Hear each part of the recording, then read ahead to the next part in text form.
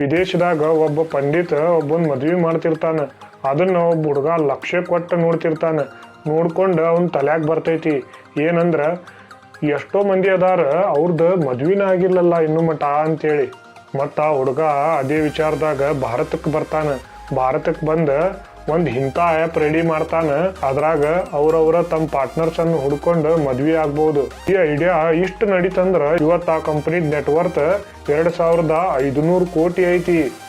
ಈ ಕಂಪನಿ ಹೆಸರು shaadi.com ಅಂತೇಳಿ. ಒಂದು ಇಂಪಾರ್ಟೆಂಟ್ ಮಾತು, ನೀವು ಒಂದು ಪಂಚರ್ ಮಾಡಿದ್ರಂದ್ರ 10 ರೂಪಾಯಿ ಪ್ರಾಬ್ಲಮ್ ಸಾಲ್ವ್ ಆಗ್ತೈತಿ. ಅದೇ ತರ ಒಂದು AC ರಿಪೇರ್ ಆತಂದ್ರ 1000 ರೂಪಾಯಿ ಪ್ರಾಬ್ಲಮ್ ಸಾಲ್ವ್ ಆಗ್ತೈತಿ. ಮತ್ತು ನೀವು 1 ಲಕ್ಷದ ಪ್ರಾಬ್ಲಮ್ ಸಾಲ್ವ್ ಮಾಡಿದ್ರೆ ಲಕ್ಷಾಧಿಪತಿ ಆಗ್ತೀರಿ. ನೀವು ಕೋಟಿದ ಪ್ರಾಬ್ಲಮ್ ಸಾಲ್ವ್ ಮಾಡಿದ್ರೆ ನೀವು ಕೋಟ್ಯಾಧೀಶರಾಗ್ತೀರಿ. ಮತ್ತು ನೀವು ಬರೀ ಜನರ ಪ್ರಾಬ್ಲಮ್ ಸಾಲ್ವ್ ಮಾಡೋದ್ರಿಂದ ನೀವು ಬಿಲಿಯನಿಯರ್ ಆಗ್ಬೋದು.